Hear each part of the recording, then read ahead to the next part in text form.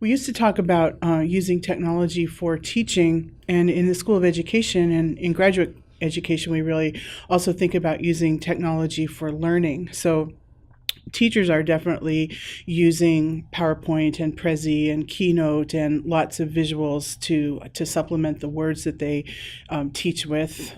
We certainly use a lot of online resources, but we also encourage students to make thoughtful use of technology to enhance their own learning. So while we don't currently require pads, iPads, and tablets and notebooks, things like that, students are increasingly using them, and we're finding that those are a great resource to help with retention of what's being taught, and it's also driving what happens in the classroom to levels that were sort of unimaginable a few years ago.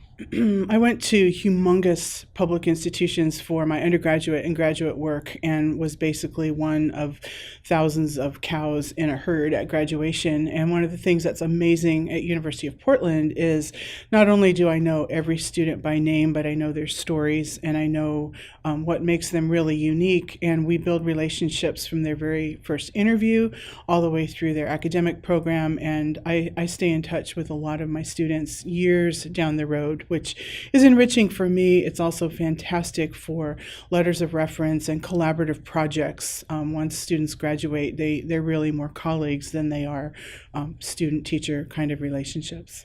One of the things that's definitely true about teaching K-12 kids is that it's in the news a lot, and we certainly get it thrown in our face as a profession when things go wrong with unethical leadership. And so one of the ways that we tap into that is to use those abuses and those misjudgments as case studies and fuse theory and practice. What was it that these people probably learned but decided to discard, or what might have been some other mechanisms for making a better decision, or what might have pressured them into making a decision that had really regrettable ramifications, and how can the people that we're working with and forming now make sure that those kinds of things don't happen again in the future. So a lot of use of primary sources and case studies taken right from the real world.